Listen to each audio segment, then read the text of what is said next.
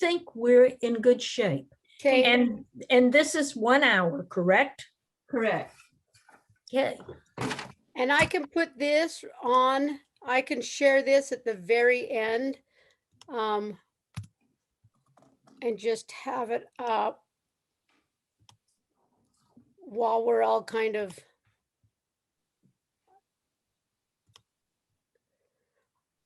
Oh, I can't share while someone else is. I have in the Word file, it just is what Sydney sent me for all training requests. Please complete this survey, and it's the survey link. That's for training. That's for trainings though, and not for questions to be answered. I don't know if that's, I don't know. You We guys don't just have to- tell me. We don't have to share it. We can just ditch it. Don't worry about it. It seems too much more complicated than it needs to be right now. That's Okay, fine. sounds good. Okay, and then Ruth, at the very end, when you're done, you can just say, you know, we have a few minutes for questions and answers. I'll ask you the question that's been, any that have been sent in, and then you will answer them. Okay, all right, I've got that. But Ruth, we're just planning on taking a couple because we don't want to go overtime, Okay, depending on when you finish, of course, but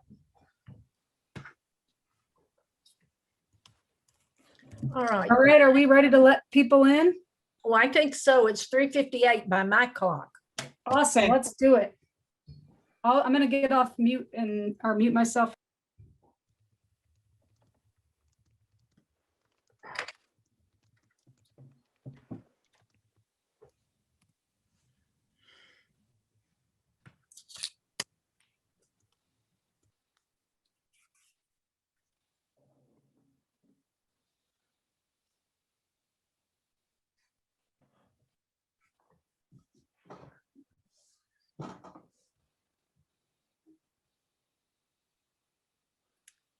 By the way, let's Yes. limit the Padlet to about 10 minutes. okay.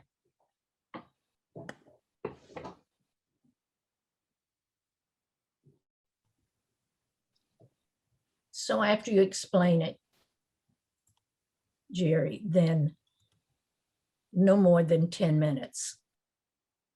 That you want them to have time to fill it out. Yeah, 10 minutes time to fill it out. Okay. Mhm. And I did that this morning with another group and it didn't take them 10 minutes. Okay. And will they have access to the Padlet that they can review it later?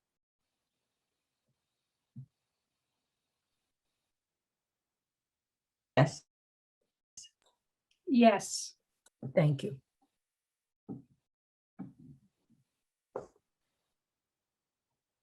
Am I not working now? I'm gonna take my video off just because it looks like I'm freezing up. You are freezing up.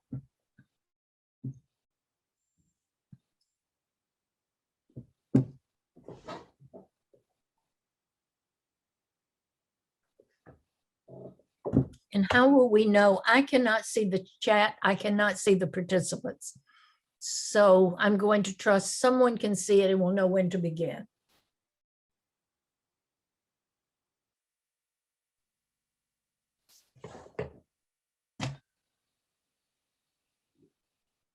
Oh, we have Okay. 48 participants. Can you guys at least hear me?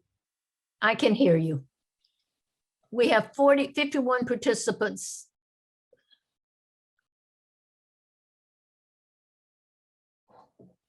We don't have 4,000. We have 51, 53. We'd like to welcome the 53 participants. It looks like we're about ready to start. Jerry, do you want to go ahead and welcome them in? We've got 56 now and they've all joined us. So thank you for coming.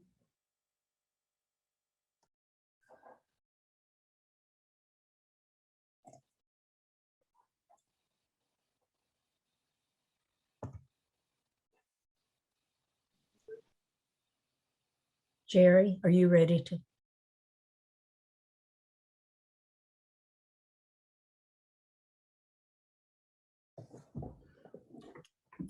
I believe It looks might like Jerry roll. may be having some technical difficulties, so I will get us started. Thank you. This is Ashley. Ashley Lauer with the Utah State Board of Education. We are really excited to welcome you to our Safe and Healthy Schools webinar series. I'm Ashley Lauer, as I said, behavior specialist with the Safe and Healthy Schools team for the Utah State Board of Education. I also have team members, Jerry Sagers, who's with us, as well as Sid Seeger and Tina Morandi, who will be providing some technical assistance. There are a few items of business before we begin. A recording of this webinar will be posted to our Safe and Healthy Schools events and training webpage, which I will place in the chat just after this introduction. One relicensure point an hour will be available for participants who complete the required questionnaire. The link to the questionnaire will also be posted on that same events and trainings page for 1 month from today. There will be a question and answer portion at the end of this presentation. If we do not have time to answer every question, you'll be able to email myself, Jerry Sagers, or Sydney Seeger following the webinar and we'll hopefully be able to answer those questions after. If you do have questions, please put them in the chat box throughout, again, the webinar. We ask that you remember virtual etiquette during the meeting. I believe your microphones are muted, but we'll just keep those muted throughout the webinar. We look forward to also having you join us for future webinars. The topic in May is student head injury response throughout the school day, and that will be on May 13th from 11 to 12 p.m. We are so excited to welcome our presenter today, Ruth Cross. She is a senior SEL consultant and trainer for the Collaborative for Academic and Social Emotional Learning, which many of you know as CASEL. She received her MA in Educational Administration and Leadership. Her responsibilities include supporting school districts to implement systemic social and emotional learning, district and school-wide, which include consulting with Chicago Public Schools. She is also a consultant for the CASEL Collaborative States Initiative for 8 states in which Utah is a part. Her experience in working on state policy includes co-chairing the committee that wrote the SEL standards and serving as a member of the Illinois State Board of Education for 3 years. Ruth has a lifetime in education and moving SEL to the forefront. We are so grateful for our association with her and for the support she gives our state. So with that, Ruth, I will turn the time over to you. Thank you so much for being with us. And thank you, Ashley. That's a lovely introduction. I'm grateful. So I want us to begin with a welcoming activity. The purpose of a welcoming activity is to get us to all think about the topic that we're going to be addressing. And so I want you to take a moment to reflect on this question. What one word would you use to describe a classroom climate that promotes learning for all students? So take a moment, and then would you drop that into the chat? And I am unable to see the chat since I'm in presentation mode. So I'm going to ask Sydney if she would look at the chat and call out the words that you have used to describe a classroom that promotes learning for all. We'll take a few minutes to look at your words, and then we will move on. Sydney, do you mind doing that? Yes, Ruth, I see words like equitable, acceptance, respect, community, brave, safe, motivating, inclusive. Great comments, keep them coming. We've got connection, flexible variable, do-over, open. I thank you all very much for thinking about that, to reflect on it, because we're going to talk about the classroom environment today and how it supports all students. So you're already on the right page. Let's move to the next slide. These are the objectives for today. Deepening your understanding of SEL, looking at the equitable conditions for learning, using the core competencies as adults to foster those equitable learning conditions, learning about the 3 signature practices and how you might implement them, and then reflect on what your district or school can do to ensure that all students are getting the best education possible, getting their needs met when those needs need to be met, learning objectives. Then let's move to an understanding of climate, culture, and learning conditions. And this will not be new to any of you all, but I want us on the same page. Climate is generally described as the conditions in a space.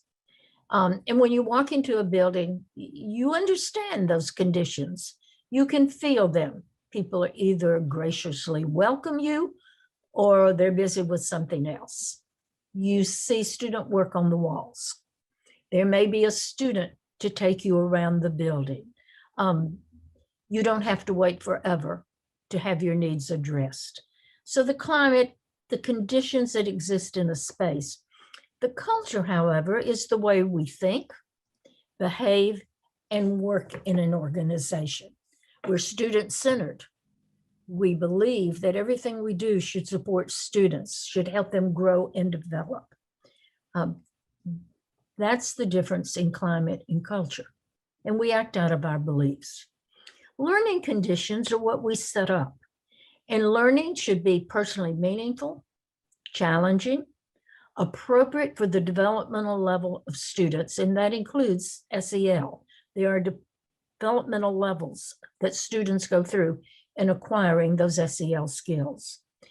All students learn in their own way and should have choices with opportunities for social interaction. Everybody on this webinar understands that learning is a social experience.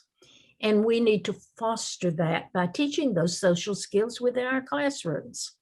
Students receive helpful feedback, feedback that is timely, meaningful, and allows them to replicate something they have done well. They also need to construct new knowledge and use a variety of strategies to construct meaning, including what do they know about prior knowledge and how is that going to help them build on new knowledge. In addition to all of this, students need strong emotional support. And those are some of the conditions that we would like to see in an equitable learning environment. So let's get an overview of SEL before we move on. Now, I don't like reading to everybody, so this is what I'm going to ask you to do. Take a moment, read the first paragraph. And if there is a word that resonates with you, drop it in the chat box. And then, Sid, if you'll help me again, I would appreciate it. You bet, I'm here.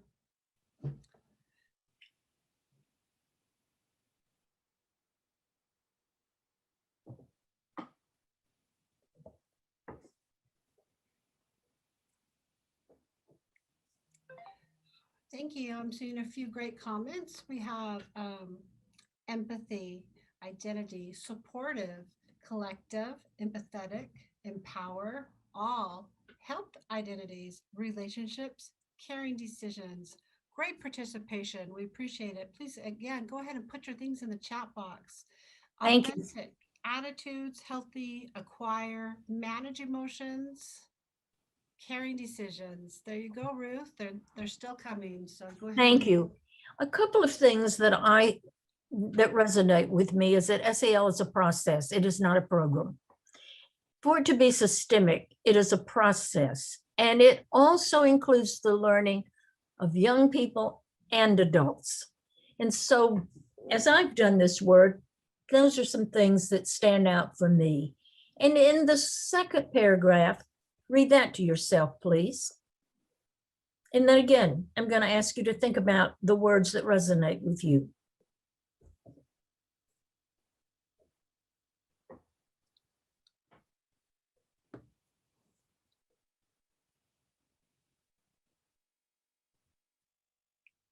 Ruth, let me share you some few comments that are coming in. Thank you. SEL advances educational equity, co-create relationships, thriving, trusting, authentic, partnerships, empower, authentic again, collaboration, and relationships. Thank you. Really critical. All of the words that you have dropped in the chat box are words that are important to SEL. And those are the words that you learn to share with others when you talk about the power of social and emotional learning and what it does for everybody in the educational workspace.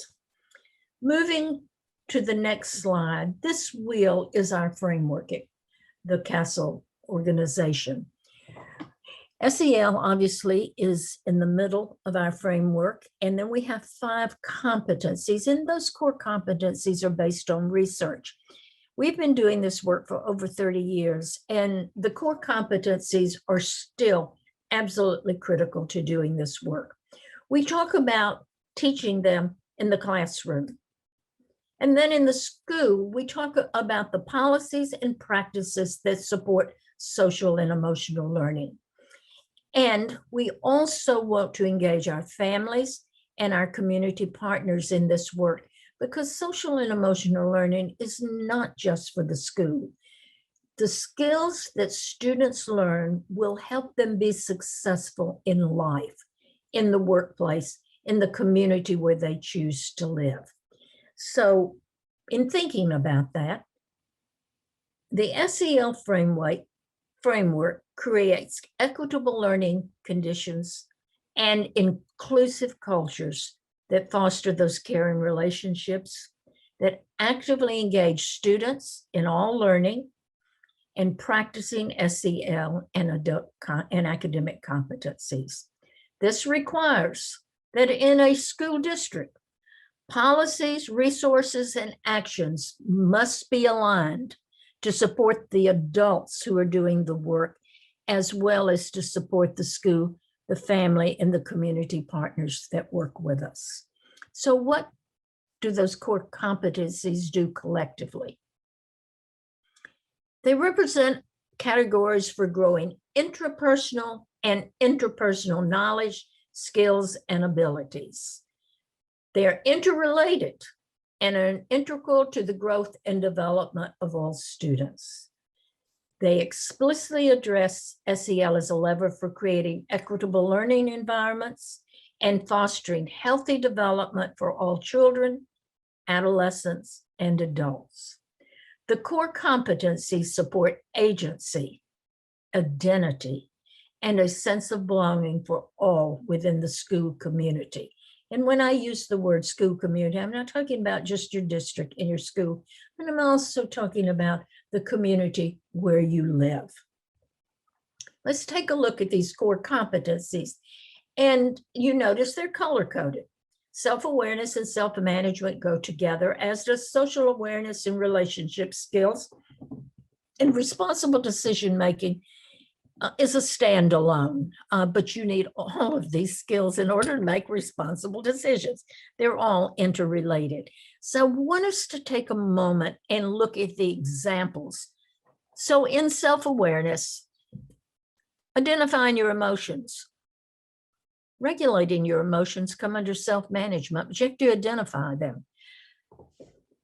When you know who you are as a person and when you know who you are as a learner, when you understand your personal and sociocultural identities, then you recognize your strengths, you recognize your cultural assets. So that also leads to equitable culture, understanding the different cultures, the strengths that every student, every adult brings to the learning situation. And that's when they know who they are, when they know who they are as learners, and when they understand their background, their cultural identities, their strengths, and even when they understand their needs and they know who to ask for support. Looking at self-management, this is when we help students create a sense of agency. An example of this might be a group of high school students go to the principal and they say, we want to start a social justice club in our school so that we can address some of the issues that are not so just in our environment and issues that tend to isolate others. Those students are advocating for what they think the school needs, and they're demonstrating a sense of agency. This is when we also look at goal setting and organizational skills. And all of us have to exercise a certain amount of self-discipline and impulse control that is appropriate for the situation. We don't always do it in the same way, nor should we. But we do have to be able to manage ourselves so that we are responsible and appropriate in every given situation. Looking at, now that's about who we are. That's the internal person. Let's look at the external work, the social awareness. This is about others. And we need the skills to respect others. We may not agree with them in every issue, but we can learn to respectfully disagree, which is self-management. And we can also respect where they're coming from. We can appreciate their diversity. We can appreciate and understand cultural demands and opportunities. And above all, we must recognize the issues of inequity in our school systems. Now, if we don't have these skills to work with others, our students are going to have a very difficult time functioning in a global society, and that's where they will be working. So we have to help them prepare for that. So not only having those social skills, but looking at the relationship skills, how we communicate. Are we clear? Do we listen to others? Can we repeat what someone else tells us so that we deeply understand what they're saying? Do we have social engagement skills and teamwork? And are we culturally competent so that we can collaboratively work together to solve problems? Then moving to responsible decision-making. Those are the skills that help us analyze the impact of individual and institutional decisions and actions on others. And if we don't stop to do that, we don't realize when we're discriminating against someone. We also have to be able to co-create inclusive solutions, working not only with each other as adults, but with students in our schools and with our community, families, and partners. And then we have to look at our ethical responsibilities. So those are the core competencies with some critical examples of each competency. We're going to use those core competencies in just a moment. And this is how we're going to use it. I want us to connect a little bit more deeply with the competencies. So as participants, you will review the 5 competencies and examples. The wheel will be on the Padlet, so you don't have to hunt for the competencies. I would like for you to reflect on which competency example is necessary to create an equitable learning space for all learners. So you have a diverse classroom. I would hope that you would pay attention to some of the cultural examples. So we want to connect with these competencies and see how, as adults, we can use them to form that equitable learning space. I am going to turn this over to Jerry. Is Jerry back on? Ashley, I don't see Jerry. Is she back on? Yes, Ruth, I am back on. Oh, great. I appreciate it when you get kicked off. That's happened to me several times. So I'm going to quit sharing, and Jerry's going to share the Padlet.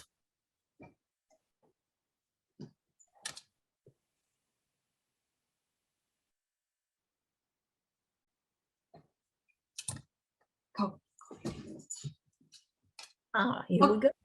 Okay, so here's our Padlet. And if you click on the framework, it can get bigger, just for your information. And then as you think of items for each area, equitable items that Ruth was talking about, you will just click on a plus mark, and that will bring up a new little Post-it note for you.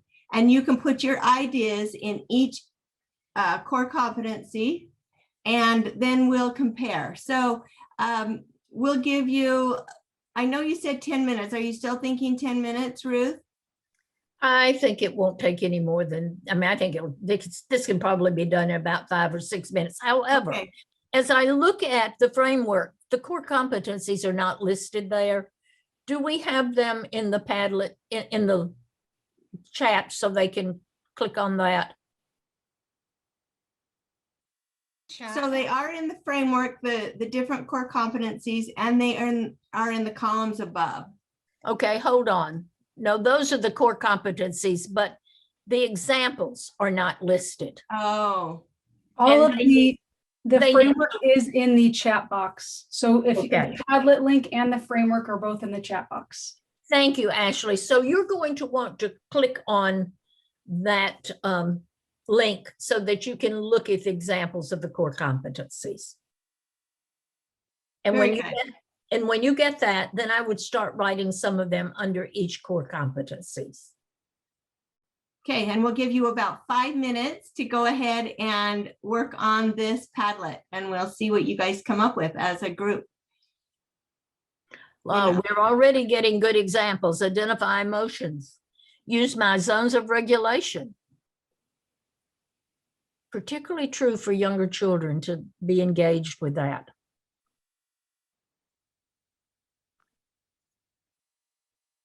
Looking at your strengths and weaknesses.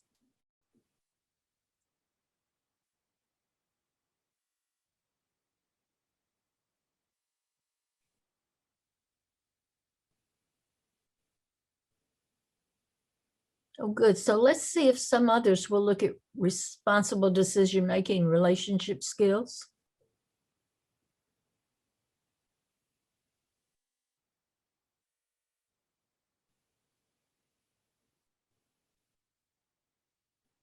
So if you think about these examples, how would you as an adult use them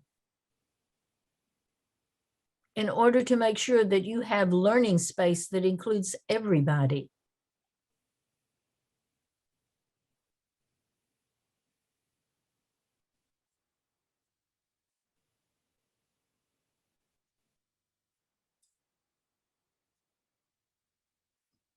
Yeah, how do you treat those around you? Problem solving is big in relationship skills, I see. Collaboratively working together.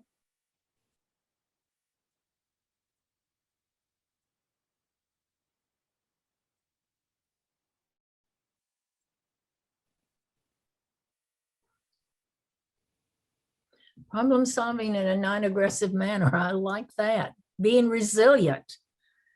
So as we look at this list, think about the skills that you need. How do you show empathy for those around you? How do you show empathy for those in your class?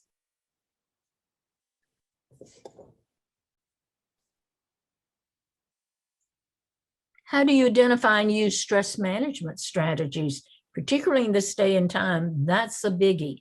Resilience is another biggie. You as a teacher must have ways to be resilient in what has been one of the most difficult teaching times I ever remember. So thank you for participating in this activity, for looking at the examples of each core competency that you as an adult will need in order to build that equitable learning environment. So we're going to go back to the PowerPoint. Thank you, and I will now share my screen.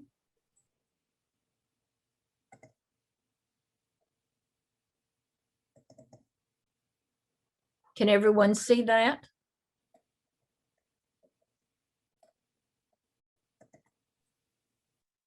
Yes, Ruth, we can see your screen. You may want to present it in presenter mode, so it's a little bit Yes, bigger. I think I might want to do that. Let me get this out of the way. I've got, okay. Got it. All right, thank you. So we connected with the core competencies, and now we're going to move on.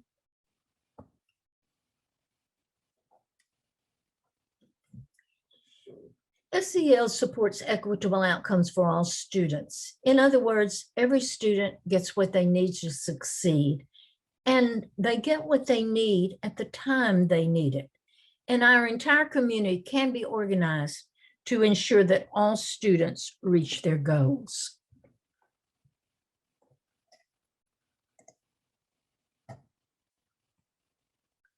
Ways to promote an equitable learning environment includes engaging students, families, and communities as full partners, and we've talked about that. That is absolutely essential, that everybody is engaged in making sure that the learning environment works for all students. That means when you have diverse students in your classroom, you need to build on their culture. You might engage families to come in and talk about the work they do, their traditions, their family life, their history. You can also diversify the educator workforce. In many schools across the country, not so much in Utah, but across the country, we are seeing more and more kids of color who interact only with white administrators. There is a huge difference in research that shows when one Black, one Hispanic, one Asian teacher interacts with students, it improves academics. Students need to see someone like themselves. And I know that's difficult. I know it's very difficult to diversify your workforce, but it's something we could all aim for. An equitable learning environment means providing meaningful professional development and supports for all the staff. I can remember when I was a building administrator, one of the things I did for the district, I did an SEL workshop for all the bus drivers so that they understood how to build relationships with the students that rode their bus every day. We also collected data around that. There were 2 bus drivers in particular that came to our building. We had 13 buses. 2 of them never filed a discipline report. In the 13 years I was the building principal. So I rode their bus a couple of days. What were they doing? Well, as students got on the bus in the morning, they greeted them warmly. I'm glad to see you. I hope you had a good evening. Did you do anything particular last night? You told me last week that your mother was sick. How are things going? They personalized their relationship with those students. At the end of the day, if a student got on that was kind of upset, the bus driver would say, hey, just stand here next to me a minute. I have a feeling you're not doing so well right now. You want to talk to me a minute? And others sat down, and then the student took their seat. Building those relationships with students, essentially important. I also did a workshop for the police department for all of our youth officers around social and emotional learning, so they would understand the power of relationships, the power of discipline as being a way to change behaviors responsibly without being so punitive. So all of these things lead to an equitable learning environment. Then develop inclusive discipline and dress code policies. You cannot punish people because of their hair, but we tend to want to do that sometimes. And then ensure equitable access to rigorous, culturally sustaining curricula for everybody, for all students, and provide access to integrated services and supports through your MTSS. So supports for the teaching the skills to everybody, the universal tier 1, and then having support services for tier 2. And when needed, working more aggressively with students and individually at tier 3. So think about this for a minute. What is your school community already doing to ensure that every student gets what they need to succeed? Do any of you have any ideas you want to share in the chat box?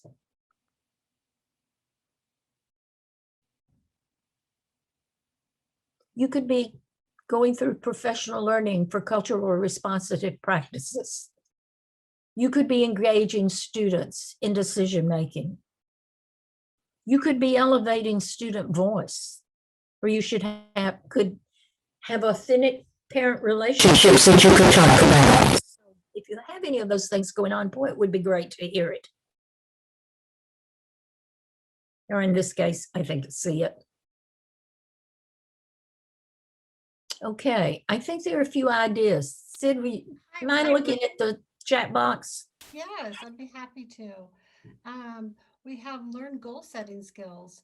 Good. We have positive expectations. We have been working on professional learning and using restorative justice. Oh, that's wonderful.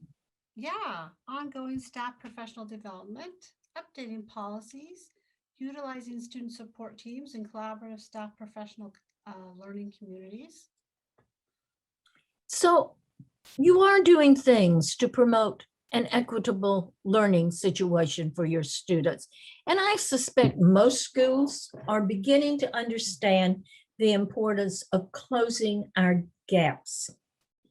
So we're going to move on, and I want you to take a moment. This is called the 2020 rule, and it's a minute to rest your eyes. So I want you to please take a moment, look away from your computer, and I would like for you to move your arms just to get a little exercise here. We're going to do it for the count of 20. 1, 2, 3, 4, 5, 6, 7, 8, 9, 10. Now stop and reach for the sky 10 times. 1, 2, 3, 4, 5, 6, 7, 8, 9, and 10.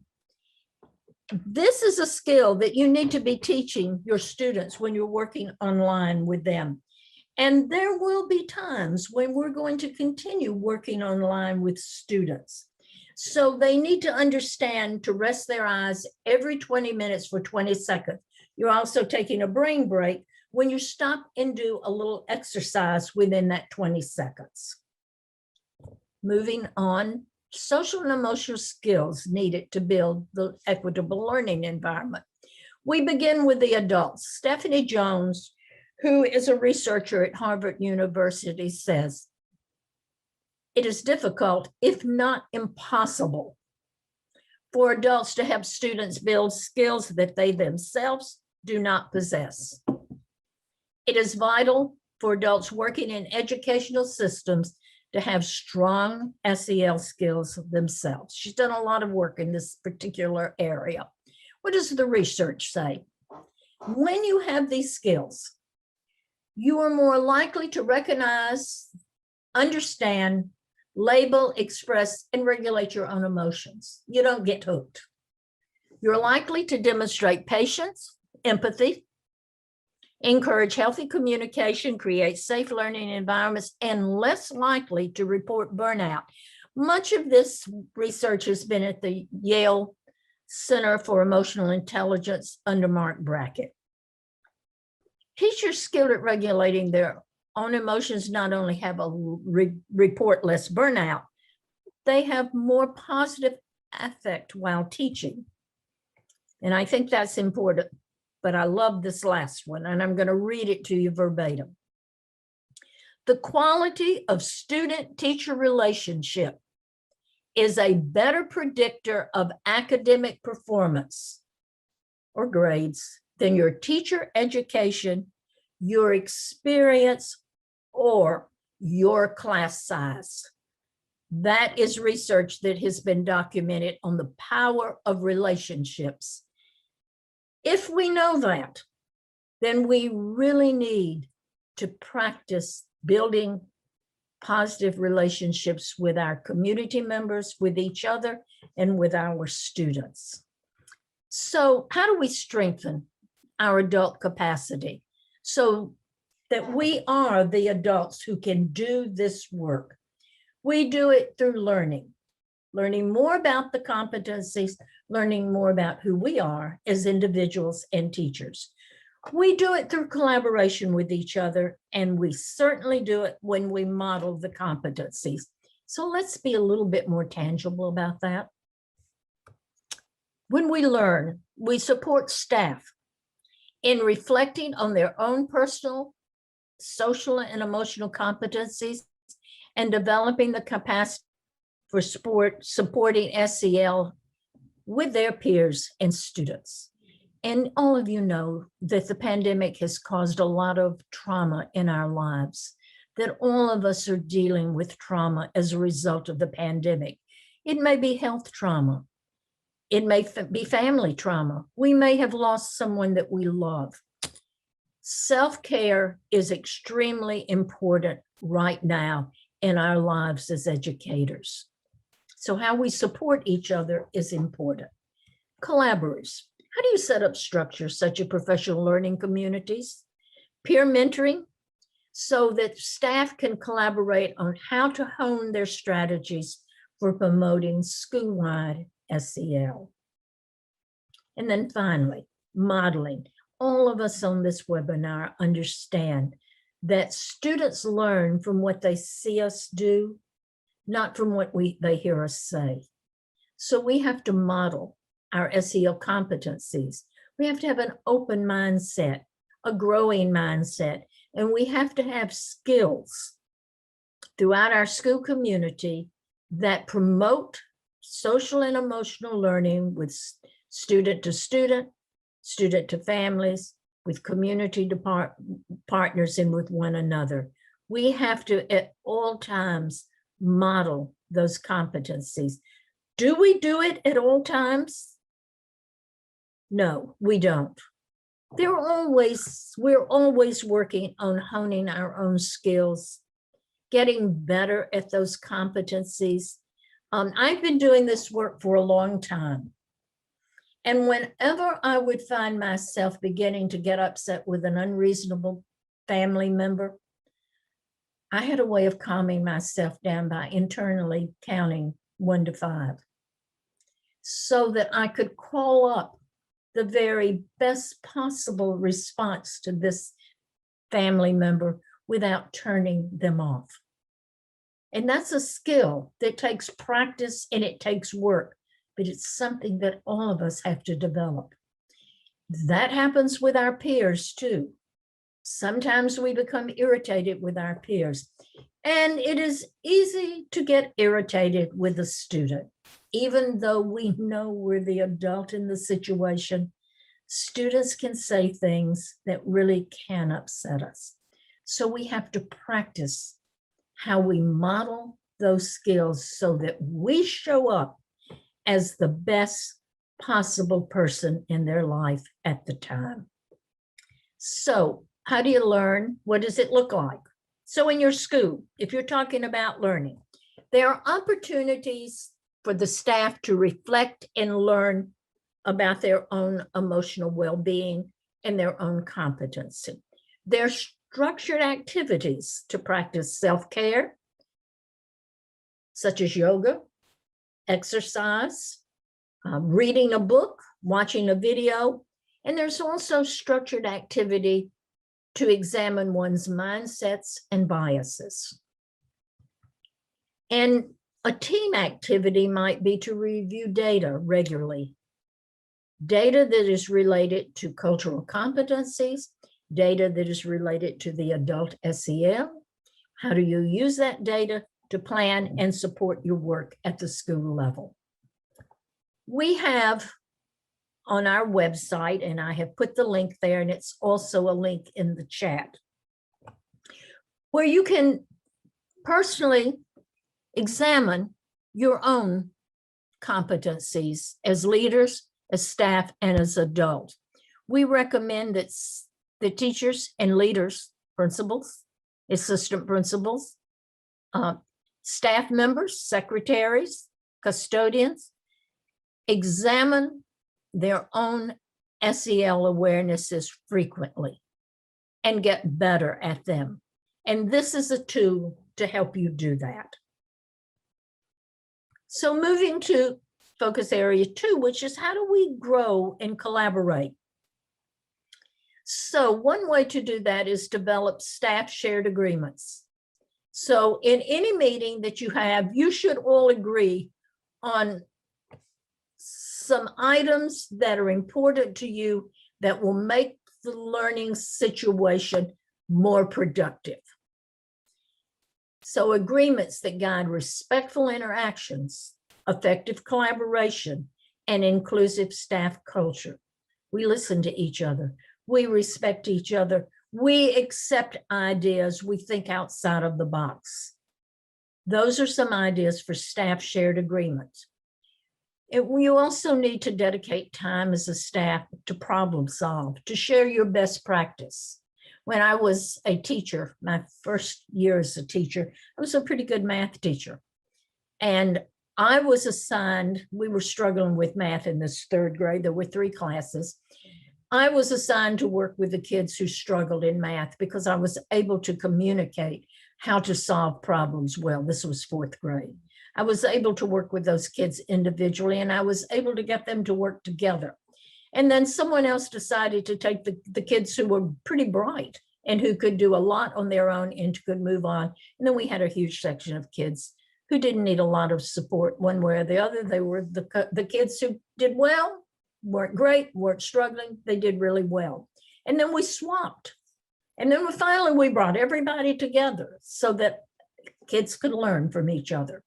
So build on your strengths, problem solve together. Think about a problem of practice and sit down and really work through it. So use data on your staff perceptions to improve the work climate. And many, many schools are required to complete a climate survey. You want your climate to be appropriate for everybody. You learn from that survey data. And modeling, what does it look like? Well, you look at how the adult language and interactions reflect social, emotional, and cultural competency. You don't talk down to someone. You do not talk down to a special education student. You listen, you learn from them, you work with them. You value the diversity in your community, and you build relationships with your community members, with your families, in order to see that everybody belongs to that community of learning. You have supportive relationships between your staff members, with leadership, with families, with students. Those supportive relationships go a long way toward building a community of learners. What does it look like in terms of action? Well, we embed SEL practices into all meetings with staff, family, community partners, and students. And we create structures for regularly acknowledging staff efforts and contributions. Show gratitude for others with whom you work and express that gratitude. Those are ways to model social and emotional learning. We also highly recommend that all teachers become familiar with what's known as the 3 signature SEL practices. These were first developed in Washoe County. They include a welcoming activity, engaging practices, asking students to work together in groups, doing pair share, perhaps having a debate among 2 different sections around a topic, but engaging activities and taking a brain break occasionally, and then having an optimistic closure. 3 signature practices serves as rituals that help create a safe and positive learning environment. It helps to foster strong, nurturing relationships between adults and students and among students. All students need to depend on a system. They like rituals. They like to know that things don't change. And when there is going to be a change, that they are given a warning. This is particularly true for your students with learning needs. These practices can also be used in staff meetings, at network level meetings, in all professional learning, and after-school programming, and during non-instructional time. Can be also, you can see them used in sports events. So wherever you hope to see SEL in your district, you should consider having all teachers understand the 3 signature SEL practices. So if this is the what, the inclusion activities. I've talked a little bit about the engaging activities, academic integration, brain brace, relationship building, cultural humility, collaboration. And then the optimistic closure is helping students identify what they learned today that they will use later. It's also an opportunity. We used to call a pass to leave the room when you would say to the teacher, one thing I learned today was. You might also try asking your students, what is one thing you're going to tell your parents when you get home that you learned today? Because you know what most kids say when parents say, what'd you learn today? Nothing. Anything exciting happened today? Nothing. So this is an opportunity to connect with families about the learning that took place in the school. So why do we highlight these 3 signature practices? They're designed to help create safe, equity-centered, and productive learning spaces for adults and students. We do ask, though, that you're intentional about the purpose, the frequency, and the facilitation of these practices. You can find the 3 signature SEL practices on our website under the school guide, and we can drop that in the chat box or we can send it to you later. So how does SEL look in the classroom? We adopt an evidence-based approach or practice for teaching specifically the SEL competencies. We have routine classroom procedures, and all of you who have taught early childhood, kindergarten, first grade, know you post those procedures and you go over them in the morning. That routine is really important when kids are learning how to function in a classroom. You establish classroom agreements and you ask students to participate in establishing those agreements. Why would you do that? You do that because when students have a say in establishing classroom agreements or classroom expectations, whatever you call them, they own them. When you write your own classroom expectations on the board, you as the teacher own them, and you are expecting your class to comply. But if you ask them to establish those classroom agreements and they work together to do it, they own them and they have meaning to them and they are more likely to follow them. And then we look at student-centered discipline approaches that allow kids to grow and learn. Explicit SEL instruction happens when you directly teach the SEL, when you adopt evidence-based process, and when you create opportunities for students to practice SEL. And finally, instructional strategies to promote SEL. Align your lesson plans with SEL goals. If you're teaching a Civil War unit, you might want to include an SEL goal around perspective.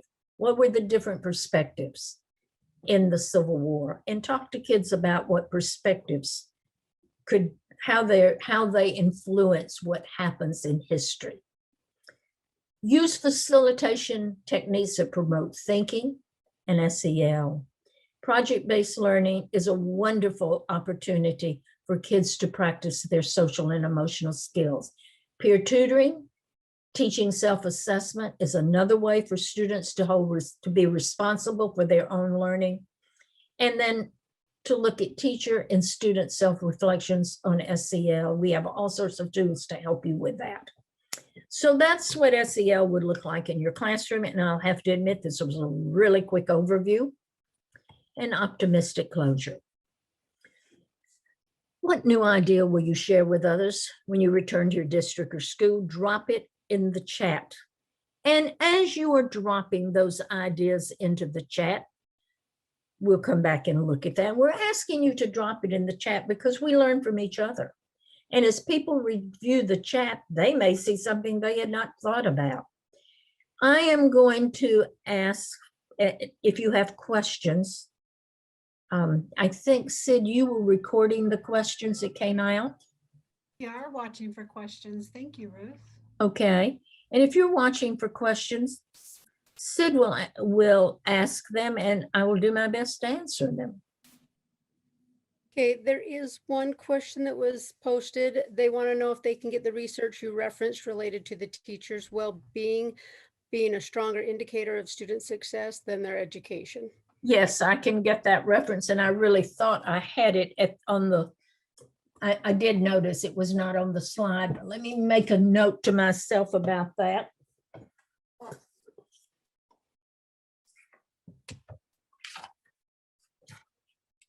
Yeah, I will do that.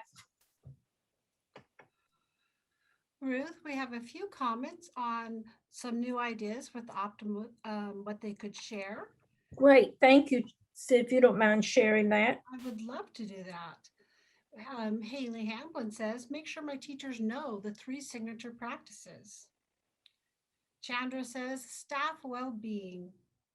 We also have provide opportunities for staff to learn about their own SEL. Summer says, the personal self-assessments for staff. Relationships with our students are very important in SEL learning. This can help students academically as well as socially and emotionally. McKenna says, emphasize the importance of having relationships with students. Thank you for all the comments. Don't forget to ask any questions in the chat so that we can answer them in the next 5 or so minutes. Thank you for your help. I'm very grateful to this entire team who helped arrange this session and supported me. Thank you so much. Ruth, we totally appreciate you and all your information and your expertise. You are just an example to all of us. Just some final business to give everyone some information. So a recording of this webinar will be posted to our Safe and Healthy Schools Events and Trainings webpage. 1 relationship point hour is available for participants who complete the required questionnaire. The link to the questionnaire will also be posted on the Events and Training webpage, and it will be there for 1 month from today. And I believe that is all the information that we need to give you. And again, Ruth, thank you so much for giving us this information. Jerry, I'm always glad to work with you all in Utah. You're marvelous. You do great things. I also want to thank the people who took the time to participate. I know you have a lot on your plate. I know you could be doing other things. Thank you for being with us.